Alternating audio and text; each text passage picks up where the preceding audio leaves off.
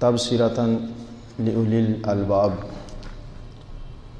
والصلاۃ والسلام علی محبوبی رب الارباب وعلی آلہ وصحبہ اولی العلم والحلم والحکم والصواب۔ قال اللہ تبارک و تعالی فی شان حبیبہ یا ایہا الذین آمنوا اتقوا اللہ حق تقاتہ ولا تموتن الا وانتم مسلمون۔ ان اللہ وملائکتہ یصلون علی النبی یا ایہا الذین آمنوا صلوا علیہ وسلموا تسلیما۔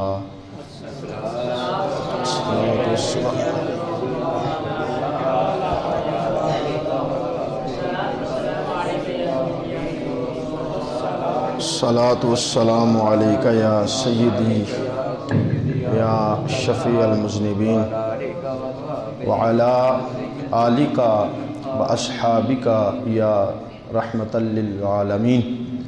اللہم صلی علی سیدنا و مولانا محمد بقدر حسنہ و جمالہ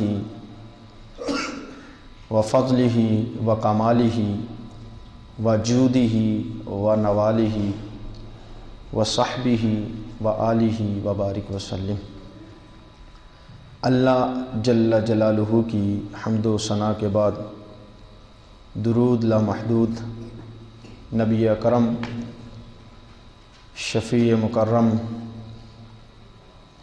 رسول محتشم تاجدار عرب و عجم شہنشاہ لامکاں سید الانس والجاں تاجدار انبیاء حبیب کبریا شفیع روز جزا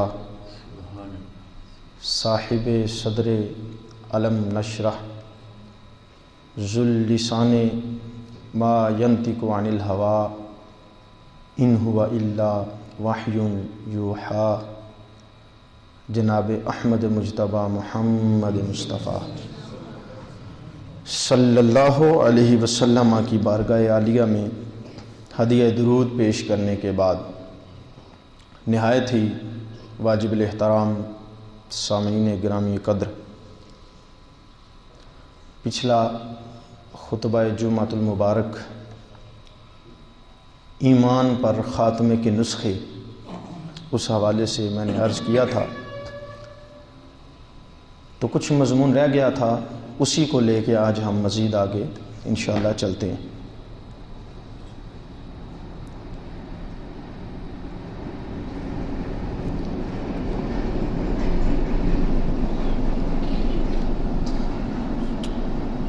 اللہ رب العزت نے قرآن مجید میں ارشاد فرمایا یا ایہا الذین آمنوا اتقوا اللہ، اے ایمان والو اللہ سے ڈرو، حق تقاتہ، جس طرح اس سے ڈرنے کا حق بنتا ہے، ولا تموتن الا وانتم مسلمون، تو جب تمہاری موت کا وقت آئے تو تم مومن ہو کر مرنا، مسلمان ہو کے مرنا، کفر کی موت نہ مر۔ تو میں نے عرض کیا تھا کہ کوئی ایسا کون سا طریقہ ہے کہ ہم وہ کام کر لیں تو خاتمہ ایمان پر ہو، چونکہ جب بندے کی روح نکل رہی ہوتی ہے تو شیطان مختلف بیس بدل کے مختلف حالتوں میں بندے کے ایمان پر ڈاکہ ڈالنے کے لیے آ جاتا ہے۔ حدیث پاک میں آتا ہے کہ جب مومن کی روح حلق میں ہوتی ہے تو شیطان کبھی اس کی ماں کی صورت بن کے آتا ہے اور کہتا ہے میں تجھ سے بڑا پیار کرتی ہوں، تو میرا لخت جگر ہے، تو میرا بیٹا ہے، مجھے تیری خیر خواہی کا خیال ہے، لہٰذا میری نصیحت یہ ہے کہ تو یہودی ہو کے مر جا. اسلام مذہب ٹھیک نہیں ہے، یہودی ٹھیک ہے، تو یہودی بن کے مار. بڑا مشکل ہوتا ہے ایسے مرحلے میں اپنے ایمان کو بچانا. اور حضور فرماتے ہیں کہ جب بندہ نہیں مانتا اس کی تو پھر وہ باپ کی صورت بن کے آتا، کبھی بھائی کی صورت میں، کبھی بیوی کی صورت میں، کبھی بچوں کی صورت میں، مختلف رشتہ داروں کی شکلیں اختیار کر کے شیطان انسان کو کفر پر مارنے کی غرض سے ڈاکہ ڈالنے آتا. تو کیا خیال ہے جان بھی نکل رہی ہو اور آنکھوں کے سامنے ابا جی بیٹھے ہوں کہ تو کافر ہو کے مر جا. ابا جی کی صورت میں نا شیطان، بندے کو تو یہ لگتا ہے میرا باپ ہے، بندے کو تو یہ لگتا ہے میری ماں ہے. روح نکل رہی ہے، اماں جی بول رہی ہیں کہ بیٹا تو کافر ہو کے مر جا، مسلمان مذہب ٹھیک نہیں ہے اسلام. تو کتنا مشکل ہوگا ایسے مرحلے میں اپنے دین کو، ایمان کو محفوظ رکھنا. حضور علیہ السلام فرماتے ہیں شیطان چاروں طرف سے حملہ کرتا، اور جب اللہ نے حکم دیا کہ تو لعنتی ہو کے نکل جا یہاں سے، تو شیطان نے کہا مجھے تیری قسم ہے میں تیرے بندوں کو چاروں طرف سے ورگلاؤں گا، دائیں بائیں آگے پیچھے سے حملہ کروں گا، اس کے ایمان پہ ڈاکے ڈالوں گا. تو حضور علیہ السلام مسکرا کے فرمانے لگے اس نے 4 سمتوں کا ذکر کیا تھا، 4 سمتیں شیطان کی ہیں، 2 سمتیں رحمان کی ہیں، ایک نیچے والی ایک اوپر والی. فرمایا جب سجدے میں نیچے جھکے گا اللہ پھر بھی معاف کر دے گا، دعا کے لیے ہاتھ اوپر اٹھائے گا اللہ پھر بھی گناہ معاف فرما گا، پھر بھی بخش دے گا. تو شیطان چاروں طرف سے حملہ کرنے کے لیے بندے پہ آتا ہے، اور موت کا مرحلہ وہ تو بڑا نازک اور بڑا سخت قسم کا مرحلہ ہوتا. ایسے میں اپنے ایمان کو بچانا. ہمارے بزرگان دین ایمان کی حفاظت کے بڑے جو ہے وہ پہرے دار رہتے تھے. ان کو ایمان کی فکر ہوتی تھی کہ کہیں ہم سے کوئی ایسا عمل نہ ہو جائے کہ ہم کفر کی حالت میں مریں. حضرت غوث اعظم عبد القادر جیلانی رضی اللہ تعالیٰ عنہ، جن کی آج بڑی 11ویں شریف ہے غالباً، حضرت غوث اعظم رضی اللہ تعالیٰ عنہ 11ویں والا پیر، آپ فرماتے ہیں 40 سال تک میں نے عشاء کا وضو کیا، فجر تک نماز پڑھی، فجر ساری رات عبادت میں گزاری، 40 سال تک عشاء کے وضو سے فجر کی جماعت نماز پڑھی. جب 40 سال گزر گئے، راتیں سردیوں والی بھی آئیں، گرمیوں والی بھی آئیں، بارشوں والی بھی آئیں، تو اندھیریوں والی بھی آئیں، طوفان والی بھی آئیں، 100 طرح کے موسم بھی گزرتے رہے. 40 سال تک 40 مرتبہ سردی بھی آئی، 40 مرتبہ گرمی بھی آئی، 40 مرتبہ بہار بھی آئی، خزاں بھی آئی، ہر موسم آیا. فرماتے ہیں میرا ایمان اتنا کامل تھا اور عمل اتنا ثابت قدمی والا تھا، میں نے 40 سال تک عشاء کے وضو سے فجر کی نماز پڑھی. جب سال 40 مکمل ہوئے تو رب نے الہام کیا، اے عبد القادر تو بڑا ہمارا نیک بندہ ہے، بڑا تو نے ہماری عبادت کر کے ہمیں راضی کیا ہے، اب مانگ کیا مانگتا. آپ نے سمجھے نہیں ان لفظوں کو. ایک میں ہوں جو خود کہتا ہوں یا اللہ یہ دے دے یہ دے دے یہ دے دے، ایک آپ ہیں جو کہتا ہے یا اللہ فلاں چیز دے دے فلاں چیز دے دے فلاں چیز دے دے. یہ بھی رب کے بندے ہیں جو خود کہتے ہیں یا اللہ یہ چاہیے، اور وہ بھی رب کا بندہ تھا جن کو اللہ پوچھتا ہے بتا تجھے کیا کیا چاہیے، بتا تیری غرض کیا ہے، چاہتا کیا. حضرت عبد القادر جیلانی فرماتے ہیں میں نے ہاتھ جوڑے، میں نے کہا مالک 40 سال تک میں نے تجھے سجدے کیے، تیری عبادت کی، ریاکاری سے پاک ہو کر تیری رضا کی خاطر خالصتاً عبادت کی ہے. یا اللہ اب تو صلہ دینے پہ آیا ہی ہے نا، تو میری تمنا یہ ہے قیامت تک جو بندہ میرے نام پر مرید کہلائے مرتے وقت اس کا خاتمہ ایمان پر ہونا چاہیے. مرتے وقت اس کا خاتمہ ایمان پر ہونا، ایمان پر کرنا، کفر کی موت نہ مار دینا، کفر کی موت. تو بزرگان دین کو بڑا خیال ہوتا تھا اپنے خاتمے کا اور مسلمانوں کے خاتمے کا. تو فرمایا ایمان والو اللہ سے ڈرو اور مسلمان ہو کے مرنا. تو میرے بھائی وہ کون سے عمل ہیں، وہ کون سی چیزیں ہیں کہ بندہ وہ عمل کر لے تو مسلمان ہو کے مرے گا؟ کیا میں داڑھی رکھ لوں بڑی لمبی سی تو میرا خاتمہ ایمان پر ہو جائے گا داڑھی کی وجہ سے؟ کیا پگڑیوں کی وجہ سے خاتمہ ایمان پر ہوتے ہیں؟ بولیے، نمازوں سے، روزوں سے، حج زکوٰۃ سے، مدرسوں سے، کھالوں سے، اس طرح ایمان پہ خاتمے ہوتے ہیں؟ ایمان پر خاتمے کے نسخے 3 ہیں جو میرے امام اہل سنت بریلی کے تاجدار نے ہمیں عطا فرمائے۔ فرمایا وہ 3 عمل تو کر لے، گارنٹی مدینے سے آئے گی کہ تیرا خاتمہ ایمان پر ہوگا۔ پہلا، اعلیٰ حضرت فرماتے ہیں کہ 2 تو ہم پچھلے جمعے کر چکے تھے، لیکن میں پھر دوبارہ دہرا دیتا ہوں تاکہ پکا ہو جائے۔ پہلا فرمایا جس کا تعلق قرآن سے ہوگا، جس کا تعلق، جس کا ہے وہ تو بولو نا، جس کا تعلق قرآن سے ہوگا۔ بریلی کے امام فرماتے ہیں اس کا خاتمہ ایمان پر ہوگا، اس لیے کہ یہ قرآن بے وفا نہیں، یہ وفادار دوست ہے۔ یہ قرآن وفاداری نبھاتا ہے، قرآن بندے کو بچاتا ہے۔ بندہ سورہ ملک پڑھے یہ قبر کے عذاب سے بچائے گی، بندہ سورہ مزمل پڑھے یہ حشر کے عذاب سے بچائے گا۔ اور میرے نبی فرماتے ہیں جس کا قرآن سے تعلق یاری اتنی پک گئی کہ اس نے قرآن کو سینے میں ہی محفوظ کر لیا، قرآن کو حفظ کر لیا۔ میرے پاک پیغمبر فرماتے ہیں قیامت کا دن ہوگا، سب جنتیوں کو جنت میں اپنے اپنے مقام کے حساب سے درجے دیے جائیں گے، اور یہ جو حافظ قرآن ہوگا اللہ اسے کہے گا تیرا درجہ میں فکس نہیں کرتا، تو بسم اللہ کی بات سے شروع کر، قرآن کی تلاوت کرتا جا کرتا جا کرتا جا، قرآن کی جتنی آیتیں پڑھے گا میں اتنے درجے کو بھی عطا فرما دوں گا۔ فرمایا جہاں والناس کی سین ختم ہوگی وہاں تیرا آخری درجہ ہوگا، وہاں تیرا۔ تو قرآن یاری نبھاتا ہے، قرآن یاری، قرآن تعلق مضبوط رکھتا ہے بندے سے، اس کو بلاتا نہیں ہے، بے وفائی نہیں کرتا۔ اعلیٰ حضرت فرماتے ہیں قرآن سے رشتہ مضبوط ہوگا، خاتمہ ایمان پر ہوگا۔ جس کا اٹھنا بیٹھنا، اور جس اللہ کے بندے نے سال بعد تراویوں میں ہی قرآن سننا ہے، اور وہ بھی پہلے 2-3 روزے یا 27ویں کی رات، اس کا قرآن سے کیا تعلق ہے اور وہ کیا قرآن کے ساتھ مضبوطی اختیار کرے گا؟ میرے بھائی قرآن سے تعلق قائم کر، میرے نبی فرماتے ہیں قرآن سے تعلق مضبوط رکھ، قرآن سے تعلق پکا رکھ، یہ قرآن قبر کے عذاب سے بچائے گا۔ یہ قرآن کیا خیال ہے، یہ جو 30 پاروں کی ایک موٹی سی کتاب ہمارے گھروں میں پڑی ہوئی ہے، یہ اس میں طاقت ہی کوئی نہیں، اس میں پاور ہی کوئی نہیں۔ آؤ تیرے محلے میں ساتھ تیری سائنس نے بڑی ترقی کر لی ہے، تو موبائل ادھر سے بیل کھڑکاتا ہے، ادھر امریکہ میں بیٹھا ہوا بندے تک تیری آواز پہنچ جاتی ہے، ادھر تو خط لکھتا ہے، دنیا کے دوسرے کونے تک تو اپنا پیغام پہنچا دیتا ہے، ادھر تو جو ہے انٹرنیٹ کھولتا ہے تو دنیا کے کونے کونے تک تیرا رابطہ قائم ہو جاتا ہے۔ لیکن تیرے محلے میں ساتھ قبرستان میں تیرا ابا قبر میں لیتا ہو، اس پر کون سا میسج پہنچائے گا، اس کے پاس کون سا خط پہنچائے گا، اس کے پاس کون سا انٹرنیٹ کھول کے ٹیلی فون کی گھنٹی کھڑکائے گا اور اس سے رابطہ قائم کرے گا؟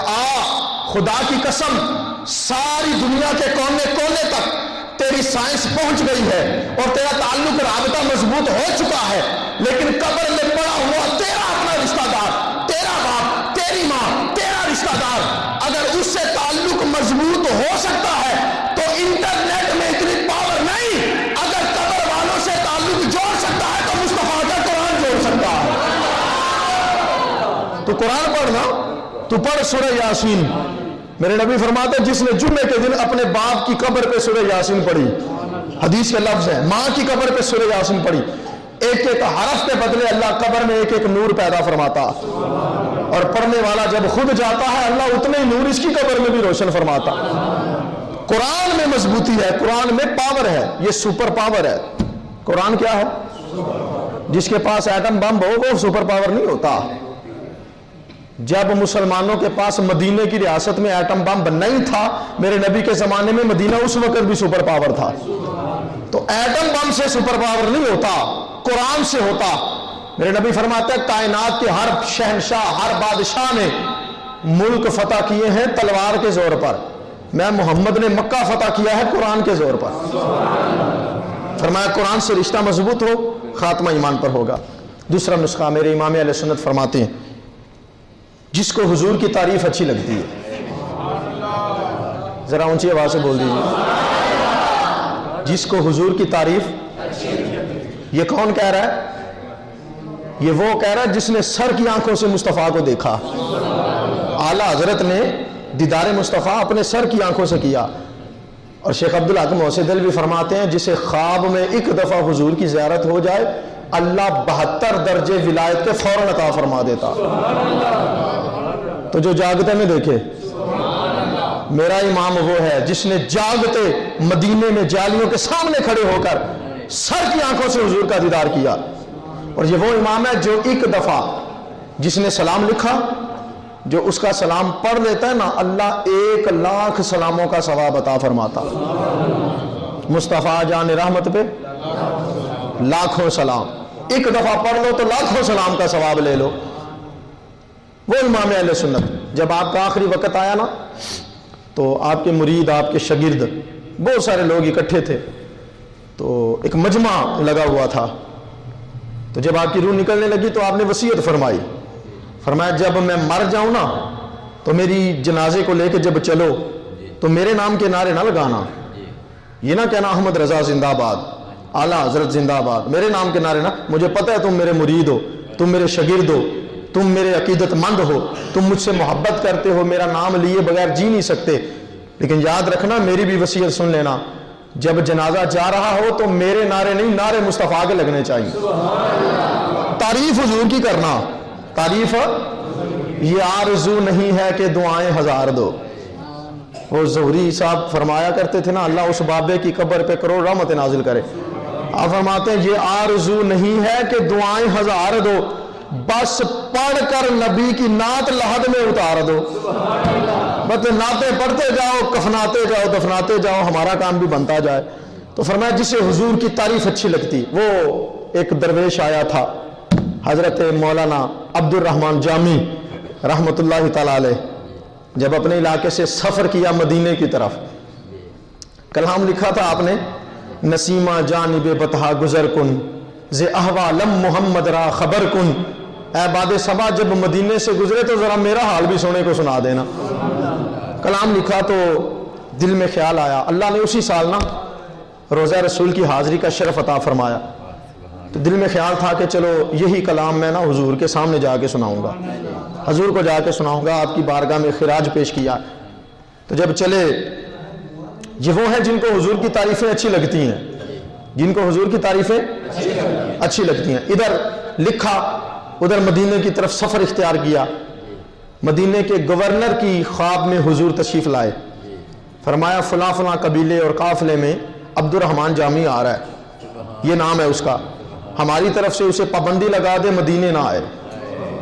मदीने आज लोग कहते हैं फलां पीर साहब पर सऊदी अरब जाने पे पाबंदी लग गई है, फलां नात खां है उस पर सऊदी अरब जाने पे पाबंदी है।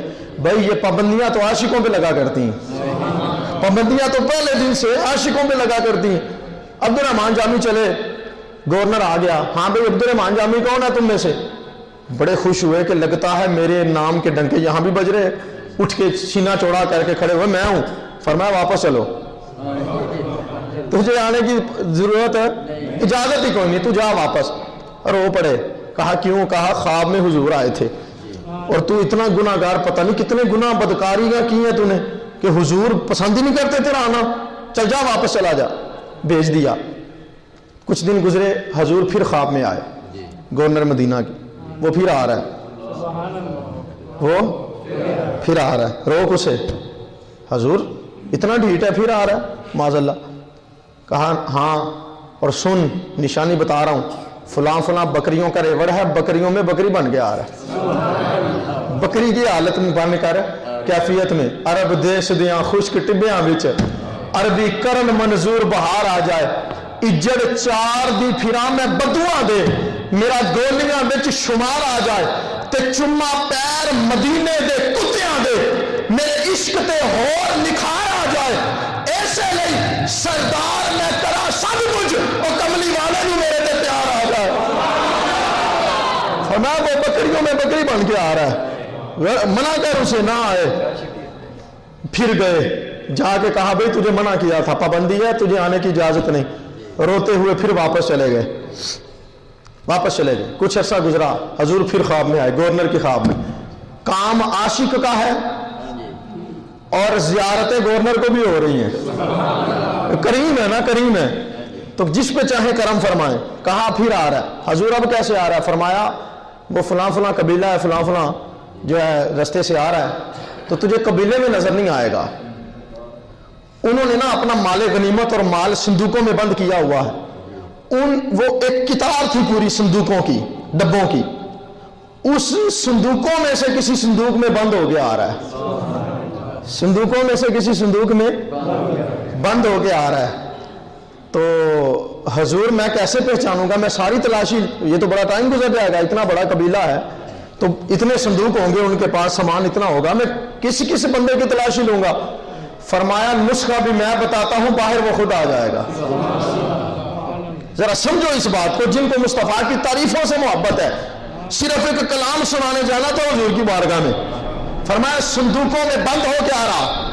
آقا کس صندوق میں؟ فرمایا تجھے تلاش کرنے کی ضرورت نہیں، تجھے تلاشی لینے کی حاجت نہیں. فرمایا نسخہ میں بتاتا ہوں، تو چل.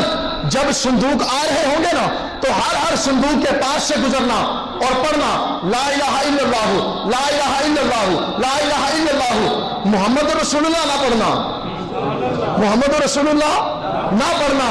اس لیے کہ جو کوئی کسی کا عاشق ہوئے گل اسے دی کردا، سوچو مکر بہانے کر کے او دے مرنے مردا.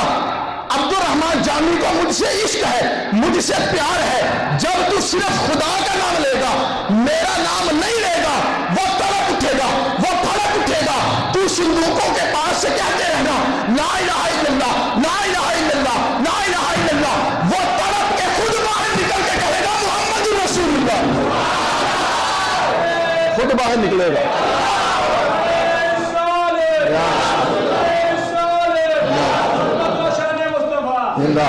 فرمایا تجھے آواز دینے کی لوڑ نہیں، تو رب کا نام لے، مصطفیٰ کا نام لیتا وہ خود باہر نکل آئے گا. اچھا آ گیا گورنر. جب عبد الرحمن جامی باہر نکلا تو گورنر کو بڑا جلال بھی تھا، غصہ بھی تھا، پتہ نہیں کتنا گناہگار ہے اور پھر حضور کا حکم بھی نہیں مانتا، گستاخ بھی ہے معاذ اللہ. اس نے قید خانے میں ڈال دیا، جیل میں ڈال دیا. ادھر جیل میں ڈالا، ادھر حضور پھر گورنر کی خواب میں آئے. تیری جرت کیسے ہوئی ہمارے عاشق کو قید کرنے کی؟ تیری جرت کیسے ہوئی؟ حیران ہو گیا. آقا آپ کا عاشق ہے؟ فرمایا وہ تو ہمارا بڑا عاشق ہے. عرض کی حضور اگر عاشق ہے تو پابندیاں کیوں لگاتے ہو؟ پابندیاں کیوں لگاتے ہو؟ فرمایا بات صرف اتنی ہے، لجپال پریت نو توڑ دے نہیں، جدی باں پھڑ دے پھر چھوڑ دے نہیں. فرمایا یہ میری سیرت کا حصہ ہے. جو بندہ جس مقام والا ہوتا ہے میں اس کے ساتھ ویسا ہی سلوک فرماتا ہوں. یہ میری سیرت ہے، میرے اخلاق کا حصہ ہے. فرمایا اس میں عشق اتنا بھرا ہے، اس میں میری محبت اتنی ہے، اس کے دل میں میری چاشنی اتنی ہے، وہ اتنی محبتوں کے بھانڈر لے کے آ رہا ہے کہ مجھے اس کے مقام کو دیکھ کر اس کے مطابق سلوک کرنا پڑے گا. آقا کیا کرنا پڑے گا؟ فرمایا اس کے اندر عشق کی آگ اتنی ہے، اگر وہ آ گیا تو حسن سلوک کی خاطر مجھے گنبد سے باہر نکل کے اس کا استقبال کرنا پڑے گا. فرمایا باہر نکل کے اسے سینے سے لگانا پڑے گا. اس لیے پابندیاں لگا رہا ہوں. دوستو اعلیٰ حضرت فرماتے ہیں جس کو حضور کی تعریف اچھی لگتی ہے، جس کا قرآن سے تعلق ہے، جس کا حضور کی نعت سے تعلق ہے، حضور کی محبت اس کے سینے میں ہے، اس کا ایمان محفوظ ہوگا. اس کا ایمان لو میں تھوڑی ٹچ کر دیتا ہوں پھر اگلا جملہ کرتا ہوں، دہرائی بھی ہو جائے تھوڑی. حضرت شیخ سعدی رحمۃ اللہ علیہ نے لکھا تھا بلغ العلا بکمالہ کشفت الدجا بجمالہ حسنت جمیع خصالہ. تیسرا شعر لکھا تو چوتھا وزن نہیں برقرار ہو رہا تھا. خواب میں حضور آئے، فرمایا یہ جوڑتا کیوں نہیں صلو علیہ وآلہ. تو یہ تین جملے شیخ سعدی کے تھے، چوتھا حضور نے عطا فرمایا. تو حضور کو خود بھی اپنی نعتوں سے محبت ہے، خود بھی اپنی نعتوں سے پیار. حضرت امام شرف الدین بصیری رحمۃ اللہ تعالی علیہ، آپ نے قصیدہ بردہ شریف لکھا. 12 سال فالج کا مریض رہا بابا. 12 سال کے بعد تکلیف کی حالت میں مدینے کی طرف منہ کیا، اپنے آپ سے باہر ہوئے اور لکھا مولا صلی وسلم دائما ابدا علی حبیبک خیر الخلق کلہم هو الحبیب الذی ترجا شفاعته لکل حول من الاحوال مقتحم. محمد سید یہ کلام لکھ رہے ہیں. جب رات کو سوئے تو حضور تشریف لے آئے. حضور آئے، فرمایا تو نے جو کلام لکھا ہے نا میری محبت میں، اب میں خود تیرے منہ سے سننا چاہتا ہوں۔ فرمایا پڑھ کے سنا۔ ادھر شرف الدین بصیری نے پڑھنا شروع کیا۔ اس کا مطلب ہے یہ قصیدہ بردہ حضور کو بڑا پسند آیا ہے، حضور کو بڑا۔ یہ جو درود تاج ہم پڑھتے ہیں ختم شریف میں، حافظ صاحب پڑھتے ہیں اللہم صلی علی محمد صاحب التاج والمعراج والبراق والعلم، یہ درود تاج پتہ کس نے لکھا؟ یہ درود تاج لکھنے والے بابے کا نام ہے امام ابو الحسن شاذلی رحمۃ اللہ علیہ، اور یہ انہوں نے گنبد خضراء کے سامنے جالیوں کے سامنے کھڑے تھے، سر کی آنکھوں سے حضور کا دیدار پایا، اس کے بعد درود تاج لکھا۔ حضور کو اپنی آنکھوں سے دیکھ کر درود تاج لکھا۔ تو حضور کو اپنی تعریف سے خود پیار ہے، خود محبت ہے۔ حضرت شرف الدین بصیری کا یہ قصیدہ حضور کو بڑا پسند آیا، حضور نے اپنی چادر بھی عطا فرمائی، اسی لیے اسے قصیدہ بردہ کہتے ہیں۔ وہ لے کے باہر نکلے، 12 سال کے بعد فالج ٹھیک ہو چکا تھا۔ جب صبح باہر نکلے تو ایک بابا پیچھے سے بولتا تھا، بصیری اب تو بات نہیں سنتا ہماری، اب تو ملنا بھی گوارا نہیں کرتا، سلام بھی نہیں لیتا ہم سے، قریب سے گزر جاتا ہے۔ کہا بابا 12 سال تک تو ساری دنیا مجھے بھول چکی تھی، تجھے میرا نام کس نے بتایا؟ فرمایا رات جب تو قصیدہ سنا رہا تھا مصطفیٰ بھی سن رہے تھے، زمانے کا ہر ولی لائن باندھ کے پیچھے بیٹھا سن رہا تھا۔ فرمایا ہم بھی سن رہے تھے، اب دوبارہ سنا۔ اس کا مطلب ہے قصیدہ حضور کو بڑا پسند آیا ہے، قصیدہ حضور کو۔ آؤ اسی قصیدہ بردہ شریف کا ایک شعر میں آپ کو سناتا ہوں، سارے لڑائیاں جھگڑے بھی ختم کر دے گا اگر یہ سمجھ آ گیا کہ قصیدہ بردہ حضور کا منظور نظر قصیدہ ہے، حضور نے محبت فرمائی ہے اس قصیدے سے۔ اسی قصیدہ بردہ میں امام شرف الدین بصیری خود فرماتے ہیں، فرمایا لو ناسبت قدرہ اعظم النحی الاسم فیہ جدارس الریبانی، کہا لوگوں اللہ نے حضور کی شان کو دنیا میں چھپا کے بھیجا۔ حضور کی شان کو دنیا میں، سارے بولیے حضور کی شان کو دنیا میں، حد نہیں ہو گئی؟ ابھی چھپ کر شان آئی ہے اور ایسی آئی ہے۔ ابھی شان چھپ کر آئی تو چاند کے ٹوٹے ہو رہے ہیں، ابھی شان چھپا کے بھیجا تو سورج واپس آ رہے ہیں، ابھی شان چھپا کے بھیجا تو کافر چہرہ دیکھ کے کلمہ پڑھ رہے ہیں، ابھی شان چھپا کے بھیجا تو پتھر ابو جہل کی مٹھی میں کلمہ پڑھتے ہیں، ابھی شان چھپا کے بھیجا تو جانور سجدے کرتے ہیں، ابھی شان چھپا کر بھیجا تو مردوں کو زندہ کرتے ہیں۔ اور اگر ظاہر کر کے بھیجا ہوتا، اگر ظاہر ہو کے بھیجتا تو پھر کیا کمال تھا؟ آؤ سنو اس کا جواب بھی قصیدہ بردہ میں لکھا۔ مولانا شرف الدین بصیری فرماتے ہیں لو ناسبت قدرہ اعظم النحی الاسم فیہ جدارس الریبانی، فرما لوگوں اللہ نے مصطفیٰ کی عزت کو، مصطفیٰ کی شان کو، مصطفیٰ کے معجزات کو، مصطفیٰ کے کمالات کو اس دنیا کی آنکھوں سے چھپا کے بھیجا ہے۔ خدا کی قسم اگر مصطفیٰ کی شان ظاہر کر کے بھیجتا تو ادھر مردہ ہڈی پڑی ہوتی، حضور کا نام لے کے پھونک مارتے اللہ اس میں زندگی پیدا فرما دیتا۔ میں ظاہر کر کے بھیجتا تو یوں بھیجتا، مردہ ہڈیوں کو پھونک مار دیتے، حضور کا نام لے کر اللہ ان میں زندگی پیدا فرما دیتا۔ تو حضور کو اپنی تعریف سے خود محبت ہے۔ آئیے تیسرے نسخے کی طرف چلتے ہیں۔ اعلیٰ حضرت بریلی کے امام نے فرمایا تیسرا نسخہ یہ ہے، ایمان پر خاتمہ چاہتا ہے، اعلیٰ حضرت فرماتے جس کا اللہ کے ولی سے یارانہ ہوگا، جس کا کسی نیک بندے سے تعلق ہوگا، سارے بولیے نیک بندے سے۔ اب یہ موضوع میں نے پچھلے جمعے بھی عرض کیا، بڑا تفصیلی ہے، لیکن میں چند منٹ میں بات ختم کر رہا ہوں۔ 1 سے 2 واقعات سنا دوں تاکہ ہمارا تھوڑا ایمان بھی تازہ ہو جائے اور ہمیں سمجھ بھی آ جائے ولیوں سے تعلق بندے کو ضائع نہیں ہونے دیتا، ولیوں سے تعلق بندے کو ضائع۔ بڑا مشہور واقعہ ہے، تھوڑا تازہ بھی ہو جائے۔ حضرت میاں شیر محمد شرکپوری رحمۃ اللہ علیہ، آپ کا ایک مرید تھا، تو وہ نہ کسی سکھ عورت پہ عاشق ہو گیا، سکھنی کے ساتھ اس کا افیئر چل گیا، اس کے محلے میں پانی بھرنے آتی تھی، تو 1 2 3 4 ملاقاتوں میں کوئی محبت، کوئی پیار، معاذ اللہ اس طرح کے معاملے شروع ہو گئے۔ وہ شادی شدہ تھی۔ ایک دن پروگرام بنا کہ ہم اپنی خواہشات نفس پوری کریں اور منہ کالا کریں، تو اس کی بیوی جو بیوی تھی وہ کہنے لگی کہ میں شادی شدہ ہوں، سردار میرا شوہر ہے، سکھ ہے، تو وہ نا ابھی گھر میں ہے، کچھ دن بعد وہ جا رہا ہے دوسرے شہر تجارت کی غرض سے، 3 دن کے سفر پہ جائے گا، میں گھر میں اکیلی ہوں گی تو آ جانا, ہم منہ کالا کر لیں گے معاذ اللہ. تو جب وہ دن وقت مقررہ آیا تو یہ تعلق تھا اس کا اللہ کے ولی سے, میاں شیر محمد شرک پوری سے. تو غسل کر کے خوشبوئیں لگا کے تیاری شیاری کر کے جب پہنچا تو دیکھا کہ ایک سکھ نہ چاقو لے کے باہر کھڑا ہے اور غصے سے کسی بندے کا انتظار کر رہا ہے. یہ بڑا پریشان ہوا کہ یہ بیوی تو مجھے مروائے گی, اس نے تو کہا تھا وہ سکھ چلا گیا تو شوہر تو اس کا باہر کھڑا. واپس آ گیا. اگلے دن جب وہ پانی بھرنے آئی تو پھر اس بندے نے اسے تانا دیا کہ تو خود ہی مجھے بلاتی ہے گناہ کے لیے, خود ہی مروانے کا پروگرام بنایا تو نے. اس نے کہا تیرا دماغ خراب ہے, وہ پتہ نہیں کس کو تو دیکھتا رہا, میرا شوہر تو دوسرے شہر گیا ہوا. کہا تو آج آ جانا. اگلا دن ہوا, پھر وہ پہنچا تو پھر سردار باہر چاقو لے کے کھڑا تھا, تو پھر ڈر کے واپس آ گیا. تیسرا دن ہوا, پھر گیا, پھر سردار باہر. اس نے کہا چلو چھوڑو اس گندے کام کو, رکھا کیا ہے اس میں. دن تھا جمعے کا, ادھر وضو غسل کر کے اچھے کپڑے پہن کے جمعہ پڑھنے مسجد میں آیا. میاں شیر محمد شرک پوری ممبر پہ بیٹھے تھے, خطبہ دے رہے تھے.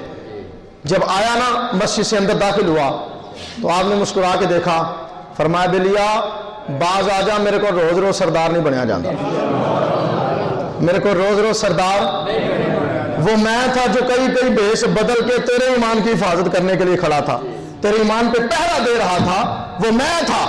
امام اہل سنت فرماتے ہیں تعلق رکھ اللہ کے ولی سے, گارنٹی مدینے والا دیتا ہے.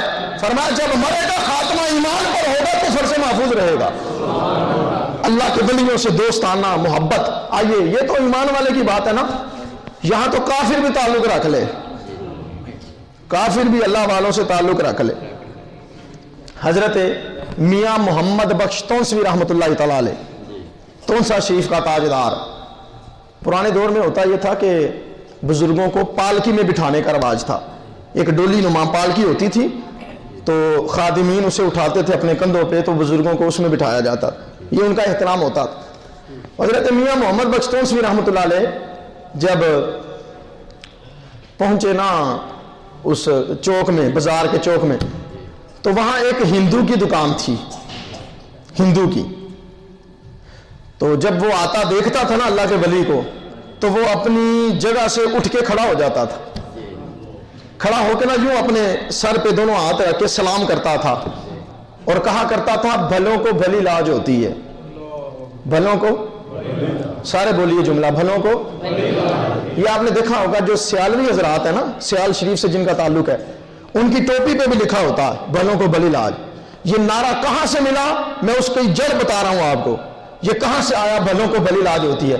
عقیدے کا ہندو تھا, ولیوں سے محبت کرتا تھا. جب اللہ کا ولی گزرتا تھا تو یوں سلام کر کے کہتا تھا بھلوں کو بھلی لاجیں ہوتی ہیں, بھلوں کو بھلی لاج ہوتی ہے. تو ایک دن نا حضرت کی پالکی گزری تو اس کی دکان بند تھی.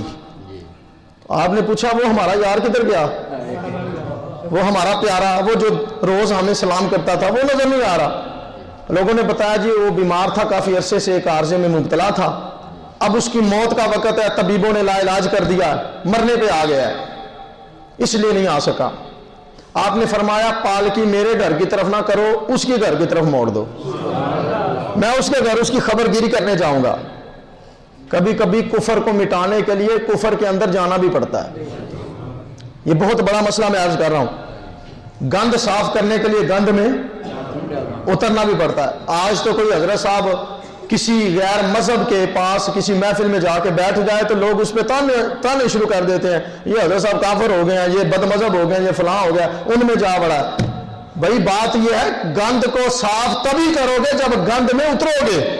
میرے نبی پاک علیہ السلام اگر کافروں کے دروازے پہ چل چل کے نہ جاتے تو کفر کیسے مٹاتے, کیسے مٹاتے, کیسے تبلیغ فرماتے؟ تو ہندو کے گھر کی طرف جب پالکی مڑی نا اللہ کے ولی کی, باتیں کرنے والے بھی بڑے ہوتے ہیں, لوگوں نے باتیں شروع کر دی, لو ولی بنا پھرتا ہے, پیر بنا پھرتا ہے, اور ہندوؤں سے ذرا لے, ہندوؤں سے دوستیاں, اس کا پتہ لینے جا رہا ہے, اس کا تو تعلق نہیں مومنوں سے, یہ کیا لینے جا رہا؟ آپ مسکراتے رہے, چلتے رہے. جب دروازے پہ دستک دی, اس کے باپ نے دروازہ کھولا, دیکھا مسلمانوں کا امام آیا, غصے میں لال پیلا ہو گیا, تیرا ہمارے گھر کیا کام ہے؟ فرمایا میں تجھ سے ملنے نہیں آیا، میں اپنے یار سے ملنے آیا ہوں، میں اپنے دوست سے ملنے آیا ہوں۔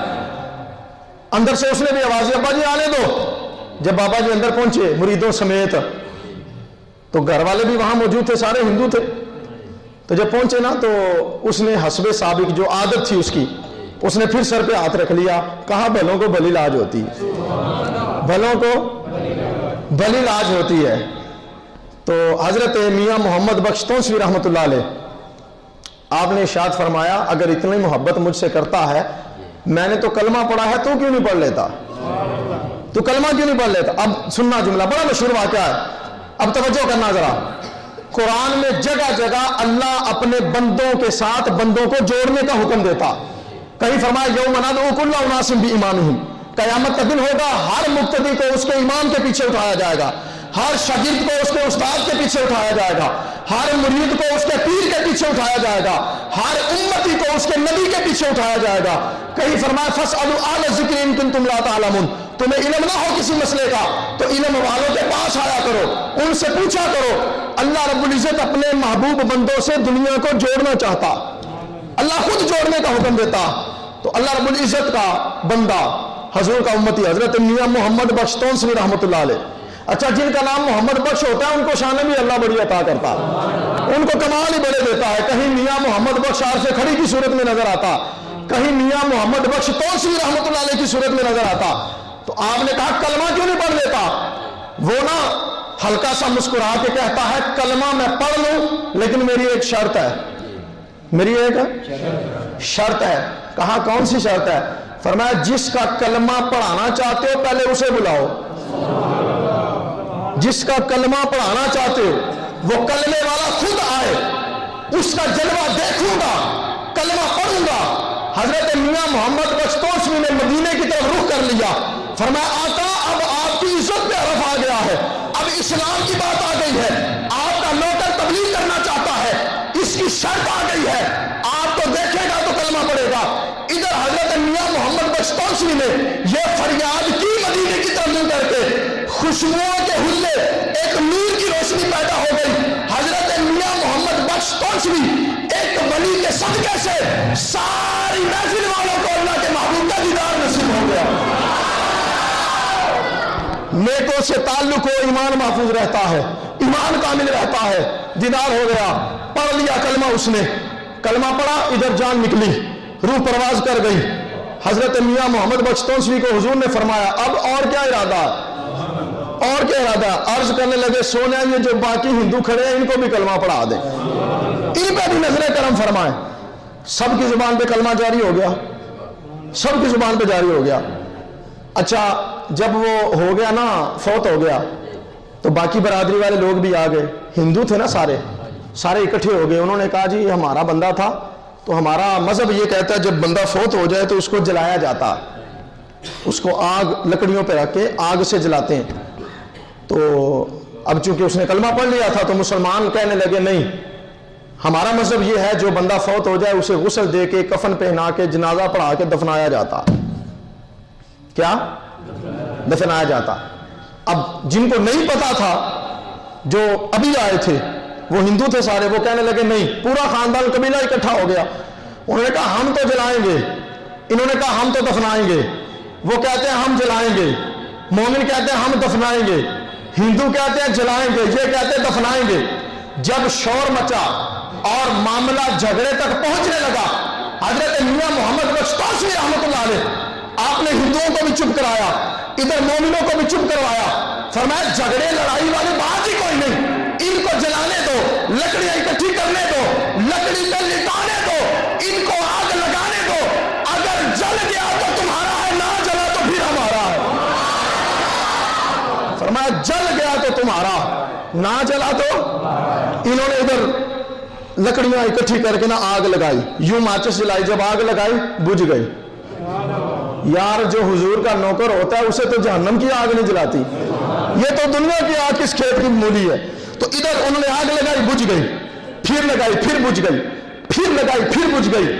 فرمایا قیامت تک میں لگاؤ، اسے تو نہیں لگنی، اس نے تو نہیں جلنا۔ ہار تھک کے کہا چلو تمہارا ہے۔ آپ نے غسل دیا، کفن پہنایا، جنازہ پڑھایا، دفنانے لگے۔ ادھر قبر میں جب لٹایا نا تو چہرے، وہ ہندو برادری بھی ساری اکٹھی تھی، تو ادھر چہرے سے نا پردہ ہٹا کے کہنے لگا، فرمانے لگے حضرت میاں محمد بخشتوسوی رحمۃ اللہ علیہ، فرمایا بیلیا تو کہتا تھا بھلوں کو بھلی لاج ہوتی ہے، آج پھر سنا ذرا، آج پھر بتا ذرا۔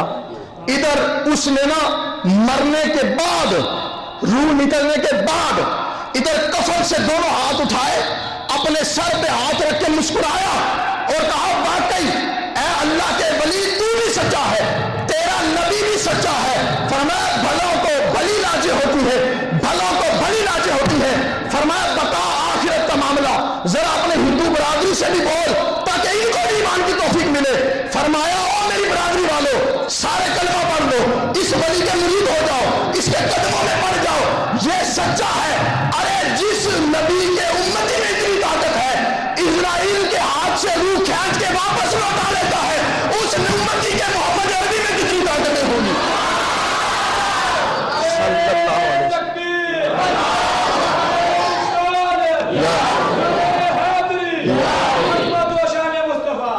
فرمایا جس کے امتی میں یہ کمال ہے اس کے نبی میں کتنا کمال ہوگا، جس کے امتی کی یہ شان ہے اس کے نبی کی شان کا عالم کیا ہوگا۔ دوستو بریلی کے امام فرماتے ہیں ولیوں سے تعلق مضبوط کرو، خاتمہ ایمان پر ہوگا، خاتمہ۔ اور بالخصوص حضرت غوث اعظم عبد القادر جیلانی رحمۃ اللہ تعالی علیہ، جن کی یہ بڑی 11ویں شیر کا مہینہ بھی چل رہا ہے، 2-3 باتیں صرف آپ کی خراج تحسین پیش کر کے بات ختم کرتے ہیں۔ 27 سال تک آپ نے فتویٰ دیا، آج تو ہر بندہ ہی پیر بن جاتا ہے نا، جس کی 2 تقریریں ہٹ ہو گئیں وہ پیر طریقت بن گیا، جس کے 4 بیان مشہور ہو گئے، جس کا 2 محلوں میں ڈنکا بج گیا وہ پیر طریقت بھی ہے، رہبر شریعت بھی ہے، خلیفہ مجاز بھی ہے۔ یہ پیری مریدی کو بھی لوگوں نے اپنا کھیل تماشا اور اپنا کاروبار بنا لیا۔ ایسے پیرانے عظام، ایسے حضرات گدی نشین بن گئے، بلکہ ہمارے استاد پتہ کیا کرتے ہیں، وہ کہتے ہیں یہ گدی نشین نہیں، یہ گدی مشین ہے، یہ گدی انہوں نے مشین لگائی ہوئی ہے بس پیر تیار کرنے کی۔ 2 حضرت صاحب کے ہاتھوں میں آ دو پیری مریدی کا سرٹیفکیٹ لے لو، خلافت کا سرٹیفکیٹ لے لو۔ دوستو جو پیر کہے کہ ہماری دل کی نماز ہے، اس کے منہ پہ جوتے مارو، وہ شریعت کی بے حرمتی کر رہا ہے۔ جو کہے میری مدینے میں نماز ہوتی ہے، میرے دل کی نماز ہوتی ہے، یہ ٹکرے مارنا، نمازیں پڑھنا مولویوں کا کام ہے، خدا کی قسم وہ کافر ہے۔ وہ کیا ہے؟ جو کہے نمازیں پڑھنا پڑھانا صرف مولویوں کا کام ہے، وہ کافر ہے۔ کیوں؟ نماز تو قرآن کا حکم ہے، نماز تو حضور کا حکم ہے، اور نمازیں خود حضور نے بھی پڑھائی ہیں۔ جو اس کی توہین کر رہا ہے کہ یہ صرف مولویوں کا کام ہے، وہ بندہ دائرہ اسلام سے خارج ہے، اس لیے کہ نمازیں پڑھنا صرف مولوی منوانے کا کام نہیں، نمازیں پڑھنا حضور کے ہر نوکر کا کام ہے، حضور کے ہر امتی کا کام ہے۔ جو نفی کر دے کہ نماز پڑھنا ہمارا کام ہی نہیں ہے، وہ دائرہ اسلام سے خارج، وہ نماز کی بے حرمتی کر رہا۔ جو کہے آج کل کے جو خلیفے بھی ہوتے ہیں نا، جو حضرت صاحب کے سجادہ نشین ہوتے ہیں، پیروں کے بیٹے، وہ بھی دنوں میں پیر، وہ پیدائشی طور پہ پیر ہوتے ہیں، وہ بھی کہتے ہیں ہمیں پڑھنے پڑھانے کی ضرورت ہی نہیں ہے۔ میرا سوال ہے جتنا بھی بڑا ولی کامل ہو، غوث اعظم سے بڑا تو نہیں نہ ہو سکتا۔ غوث اعظم نے 27 سال تک فتویٰ جاری کیا، آپ نے 17 سال تک امامت کروائی، 17 سال تک مسجد میں نمازیں پڑھائی آپ نے 5 وقت کی، 40 سال تک عشاء کے وضو سے فجر کی نماز پڑھی۔ حضرت غوث اعظم جب تھوڑا بلوغت کی عمر کے قریب تھے تو حضرت غوث اعظم اماں کے قدم چوم کے کہتے ہیں اماں جی میرا دل کرتا ہے میں حضور کا دین حاصل کروں، میں دین کا علم پڑھنا چاہتا ہوں۔ ماں نے یہ نہیں کہا بیٹا تو جب میرے پیٹ میں تھا تو مجھے بشارتیں ملا کرتی تھی، تو پیدائشی ولی ہے، تجھے پڑھنے کی کیا ضرورت ہے، تو جدی پشتی ولی ہے، تو مادرزاد ولی ہے، تجھے پڑھنے کی کیا ضرورت ہے، تو پڑھا لکھا علم لدنی تو ویسے ہی تجھے آیا ہوا۔ یہ نہیں فرمایا، وہ ماں بھی حضور کی نوکرانی تھی، وہ حضور کے دین کی خادمہ تھی۔ ماں ماتھا چوم کے کہتی ہے میرے لخت جگر میں تجھ سے اپنی دوری گوارا کر سکتی ہوں، تیری محمد کے دین سے دوری گوارا نہیں کر سکتی۔ پڑھنے کے لیے بھیج دیا، اور وہ جو 40 دینار جیب میں سلائی کر کے قافلے میں بھیجا کہ وعدہ کر جھوٹ نہیں بولنا۔ یہ واقعہ آپ نے بھی سنا ہے، کتابوں میں ہم نے بچپن سے پڑھا، وعدہ کر جھوٹ نہیں بولنا۔ یہ واقعہ بڑا مشہور ہے، لیکن میں صرف اس میں جو نقطہ آپ کے سامنے عرض کرنا چاہتا ہوں، بچپن کی عمر ہے، ابھی بالغ بھی نہیں ہوئے، بظاہر بچپن کی عمر ہے، قافلے میں شامل ہیں، جیب میں دینار سلائی کر کے اماں نے بھیجا، جھوٹ نہ بولنا، ڈاکوؤں نے جو ہے نا وہ محاصرہ کر لیا، قافلہ لوٹنے لگے، جب ان کے پاس آئے تیرے پاس کیا ہے؟ فرمایا 40 دینار ہیں۔ 40 کہا کدھر ہے؟ تلاشی لی، نظر کوئی نہ آئے، فرمایا جیب کے اندر سلائی ہوئے ہیں، 40 دینار ہیں۔ اس نے کہا لوگ بچاتے ہیں مال کو، تو بتا رہا ہے؟ کہا ماں سے وعدہ تھا جھوٹ نہیں بولوں گا۔ دوستو اگر ہم اپنے بچوں کو وہ کارٹون کی فلم دکھائیں گے نا جس میں سنڈریلا اپنی ماں سے جھوٹ بول کے گھر سے بھاگی تھی، تو ہمارے بچوں میں ہمارا وفادار کوئی نہیں پیدا ہو سکتا۔ یاد رکھیے ہمیں غوث اعظم کی سیرت پڑھانی چاہیے جو بچپن میں بھی ڈاکوؤں سے بھی جھوٹ نہیں بولتا، جس کے ایک سچ نے پورے قبیلے کو، ڈاکوؤں کے پورے گروہ کو توبہ کرنے پر مجبور کیا، وہ میرا شیخ عبدالقادر جیلانی غوث اعظم ہے۔ بچپن کی عمر ہے، کہا ماں سے وعدہ تھا جھوٹ نہیں بولوں گا۔ اس نے دل میں سوچا یہ ماں سے وعدہ نہیں توڑتا، میں رب سے توڑتا ہوں، توبہ کر لی۔ چلو واقعہ ختم ہو گیا، آپ نے بھی سن لیا، میں نے بھی سنا دیا، لیکن میرا ایک جملہ سننا تب سرا اس پر۔ بچپن کی عمر تھی، اس قافلے میں حضرت غوث پاک کا مرید کوئی نہیں تھا، مرید کیونکہ اس وقت پیری مریدی شروع نہیں فرمائی تھی، مرید کوئی نہیں تھا، شاگرد کوئی نہیں تھا، عقیدت مند کوئی نہیں تھا، صرف اس قافلے میں شامل تھے اور بچپن کی عمر تھی۔